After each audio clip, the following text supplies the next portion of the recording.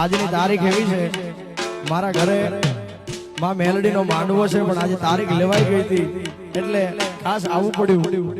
પણ અહીંથી મારી મેલડીને શબ્દ રૂપી અહીંયા પુષ્પ ચડાવવા છે. એક મેલડીનું ગીત ગાઈને, મેલડી પળ પળ યાદ તને કરું, એમ માડી તને ખબર છે કે